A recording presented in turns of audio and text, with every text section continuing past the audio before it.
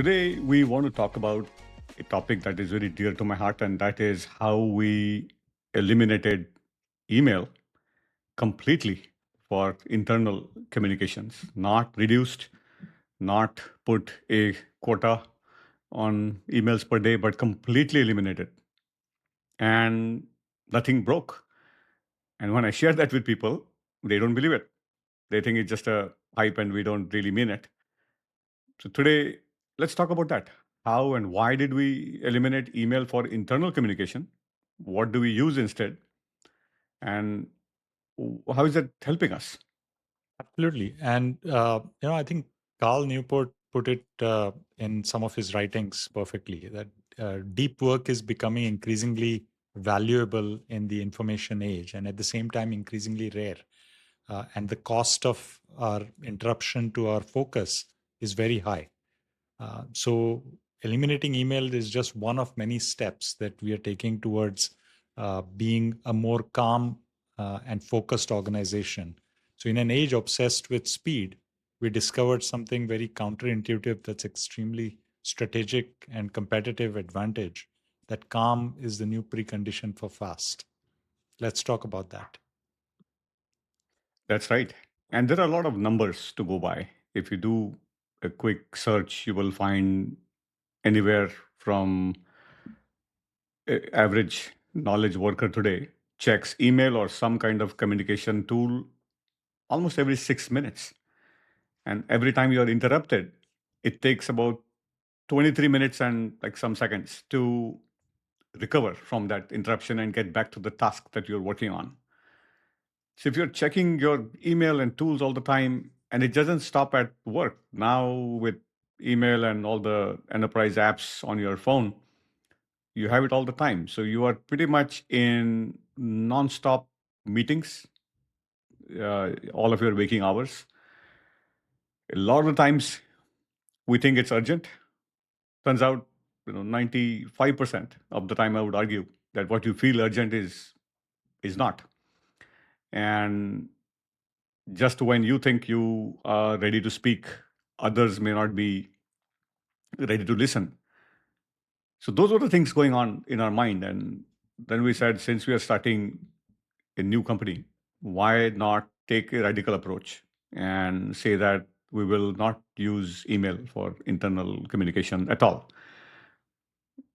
And yeah, we still have email, obviously. We have to communicate with the outside world and we can't dictate how our clients interact with us and so on. But for internal communication, we don't send emails to each other. The bigger goal that we are trying to get to the root cause of is how do we create a more calmer and focused organization, and whether it is emails or it is the meetings that drag on for long periods of time or the 200 message threads that come up on group chats that seem to run forever, each of these carry a cognitive cost, right? And context switching isn't really multitasking, it's essentially attention bankruptcy, if you will, right?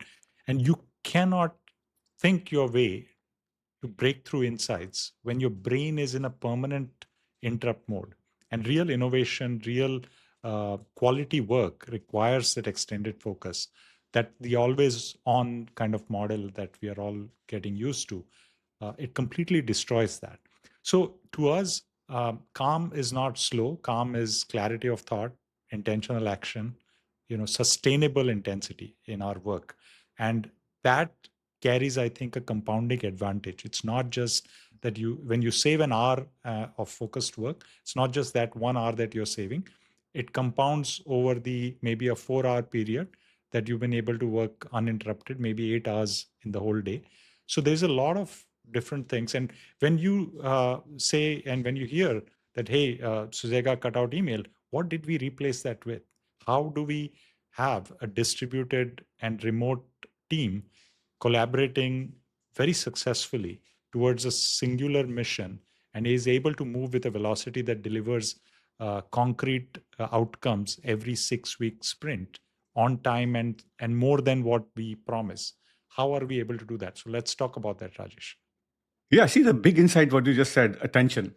Let's call it attention capital. So in the knowledge work, or increasingly in the age of intelligence, the the primary capital is not machines, it's not factories, it's not buildings, it's the human attention. So that insight gave us the clarity that any workflow or any business process, any policy that fragments the attention is destroying value. Regardless of how you feel connected to the team, we are a distributed team, and you can give all kinds of reasons.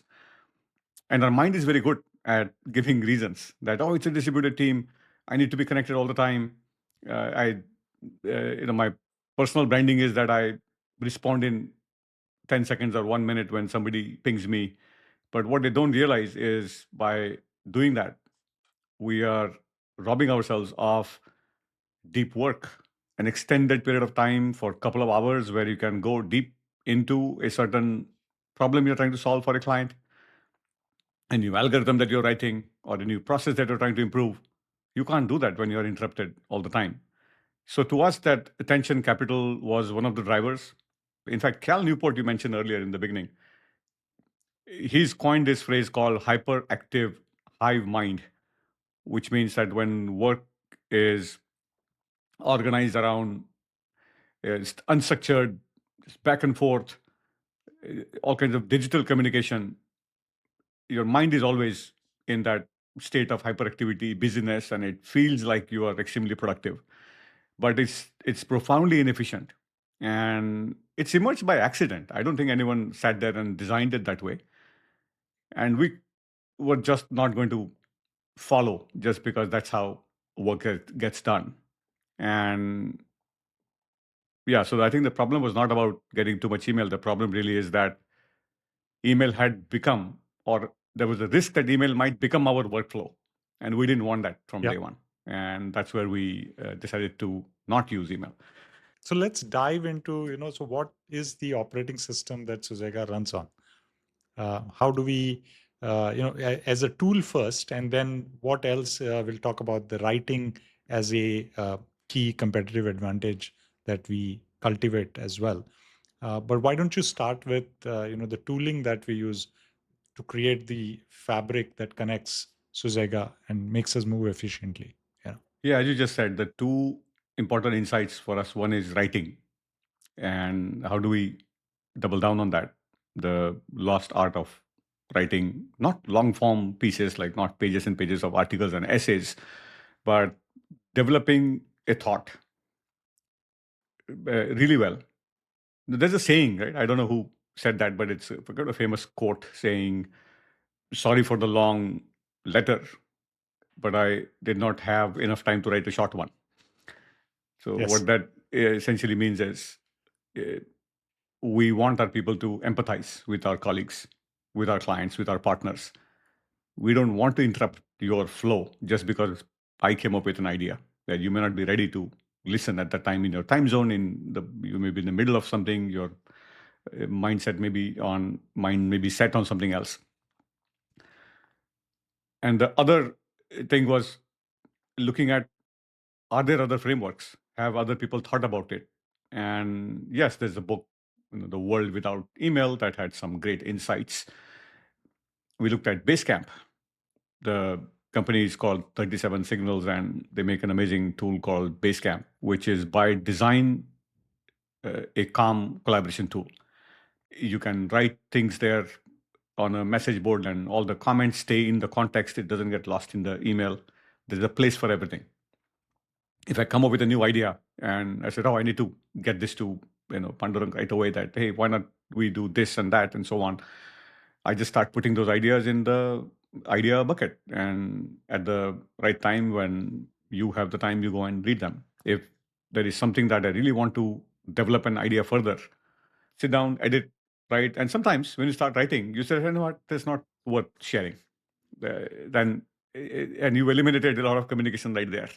And what does get shared then is well thought out. So yeah, writing is the core of. And when we hire people, now we want them to do the old-fashioned uh, cover letter, or we ask them to write a proposal. That why do you want to join?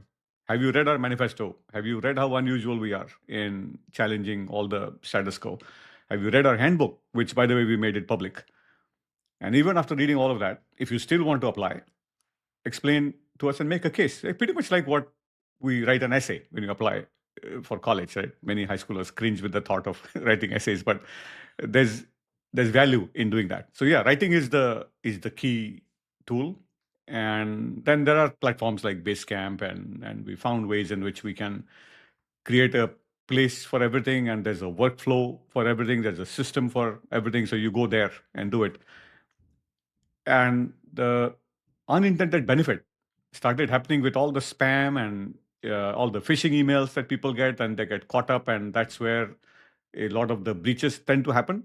We just don't have that because we know that we don't email each other, right? When you get an email from, say, hey, the CEO says I'm busy, and tells Yeah. their CFO, get ready, I'm going to send you instructions and to wire.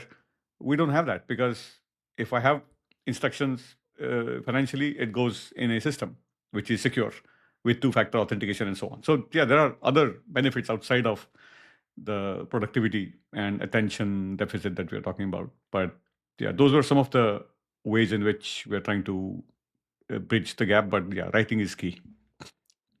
Yeah, I think fundamentally what we have done is taken this whole notion of synchronous, always on correspondent that kind of makes one team member reach out and grab the most valuable resource that another team member has, which is their focus and their attention. We have shifted as much as possible more of that to a deeply thoughtful written communication, much of which then creates also an organizational and institutional memory and wisdom that new members coming on can quickly tap into, quickly get on board as well. So while Basecamp has become the tool that is our project management tool, that is our project planning tool, that is our almost collaborative workflow fabric, if you will, the underlying skill that we emphasize on people cultivate is the power of writing. Amazon very famously have their 6-pager memos, and we take pride in adopting them whenever we can. But I think essentially writing is thinking, right? And if you can't write clearly, then you probably haven't got your own clarity on what it is that you're trying to communicate. So it kind of forces that clarity onto each one of us.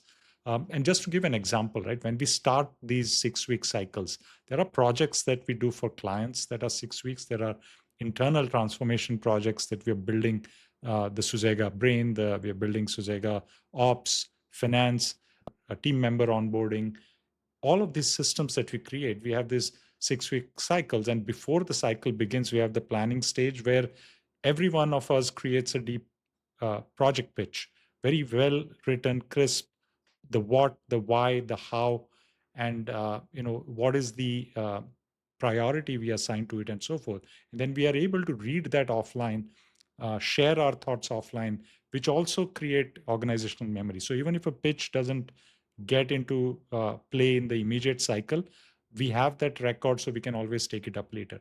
So I think writing as the underlying skill has created again a very beautiful set of side effects in the organization, and then tools are just there for us to put that into action, right? And let's talk about, it's not like we don't meet, right? We talked about why meetings are also productivity killer.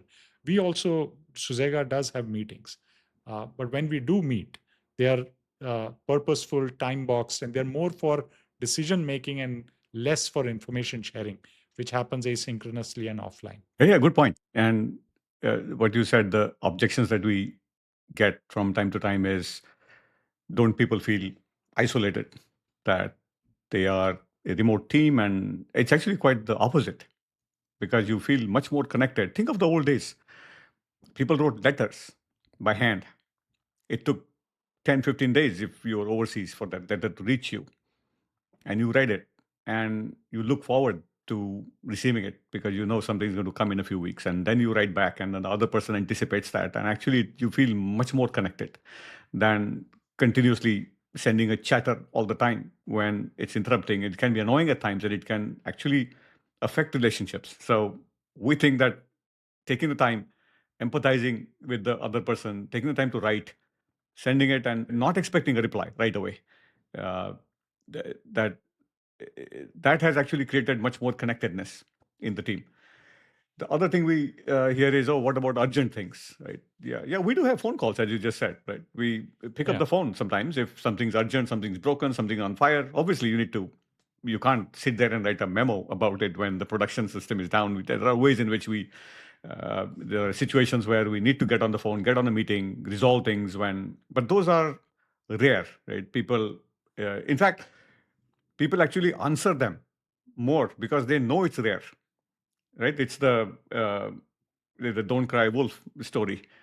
If everything is urgent, then the real urgency, people might not respond with that Yeah. attention that they need. So that's another advantage of actually reserving these things for things that are really urgent.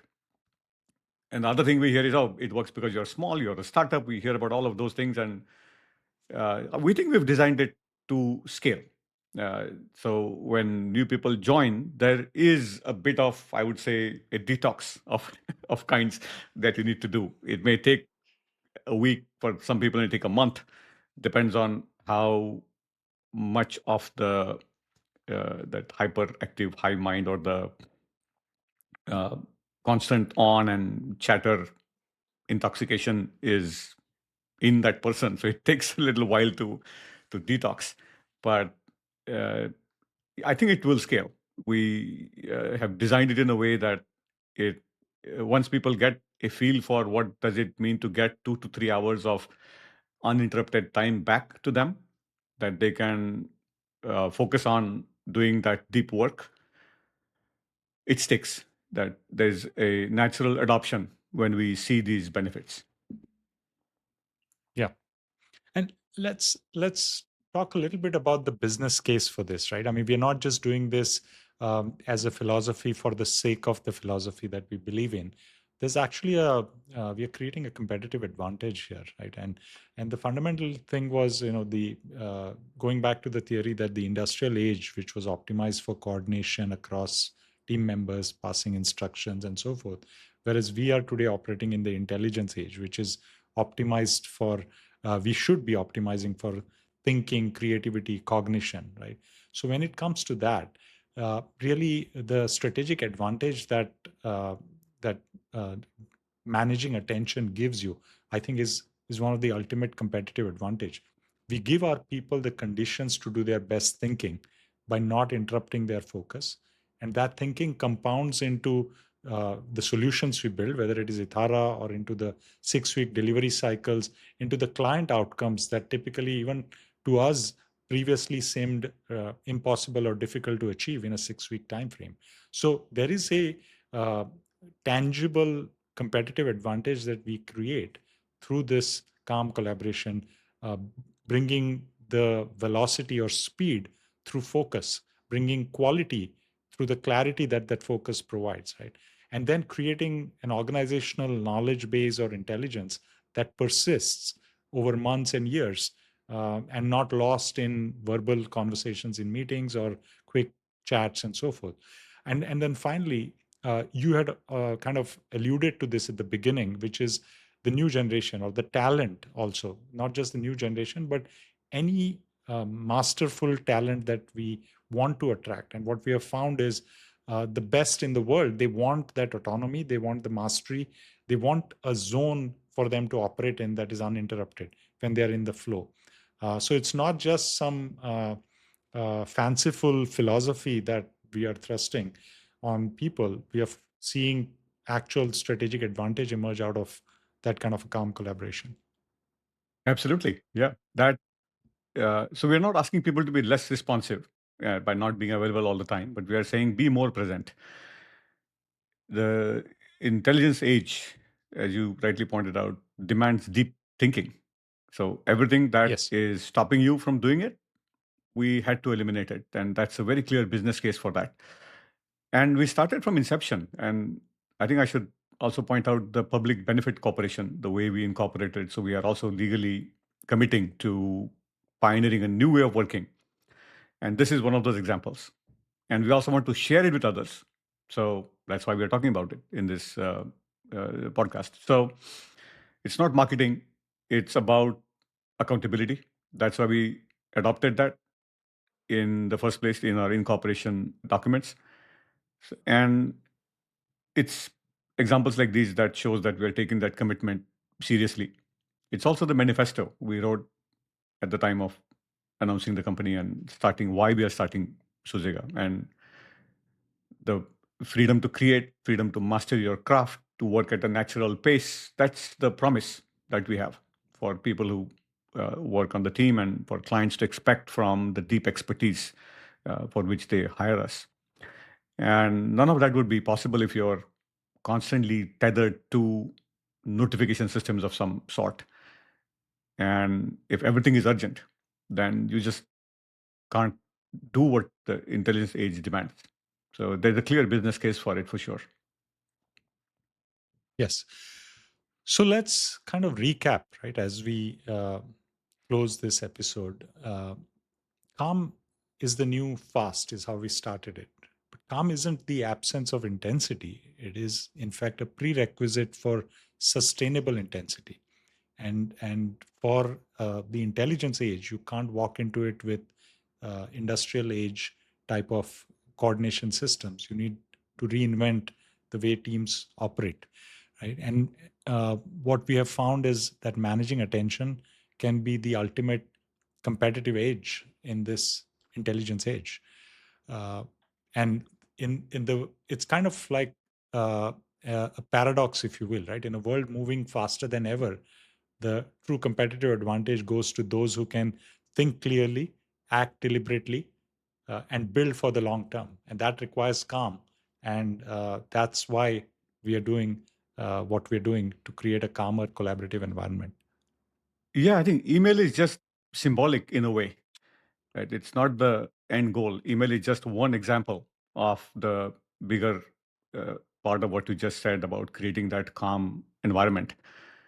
And maybe down the line, we should talk about other things that we are doing on similar lines, that we are questioning every practice just because something has been done for decades and that's what the corporate culture is everywhere. We refuse to adopt it just because that's how it has been done for decades or centuries. Uh, Not out of disrespect. I mean, those things worked really well in the industrial age, and some of them may still be relevant, but we just want to be more mindful before we adopt a certain practice or a process or a system or the way of working. And in that sense, we question everything. We've said on day one, we will not have timesheets, we will not track time. These are knowledge workers, these are extremely talented people. And if you remove all the obstacles on their path and give a very clear understanding of where they want to grow, you don't need all of those. You don't even need a manager. So that's why we have a flat org structure. So we should talk about how we've adopted some of the best practices from self management and design your growth. We are absorbing, we are like a sponge, we are soaking some of the best practices that we can get hold of. There's a pair of professor at Stanford who had a very popular course called Designing Your Life that many at Stanford undergrad and grad students started taking, the most popular course on campus. So we borrowed some of those ideas. We got a few from Pixar, for example, where they do brain trusts, and we absorbed those. So we are soaking in a lot of ideas, making those connections, applying it to our challenges and problems that we're trying to solve, coming up with our own ideas that are making some of these ideas our own. So there's a lot of these ideas that we are testing out. Some may stick, some won't. We will improve upon them. But the one thing is for sure, we will question everything that is considered a norm or considered, oh, that's how it should be. And email was a big shock for many people, saying we are just not going to use email internally. So to me, it is more symbolic of the fact that when you join the team, this is what you expect. And for clients also Yeah. to know that when we say we are an innovation studio, we really mean that, right? We are designing a new category of companies that can create tremendous value in the intelligence age by not focusing only on automate and replace human work, but augment and create an environment for human flourishing for the long run. And we have to build it from the ground up, from the inside out. And this was just one example of that. Now, I'm just going to add one more thing, that if you're a Sure. leader listening to this, we are not saying, go tomorrow and eliminate email. You can't, right? That's part of your culture. But what we're saying is, at least can you question these things? And if you have an opportunity to do a fresh start like we did, would you consider these ideas and thoughts?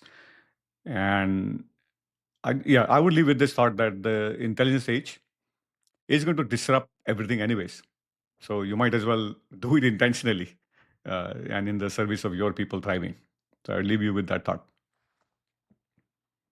Perfect. So let's end on that wonderful thought.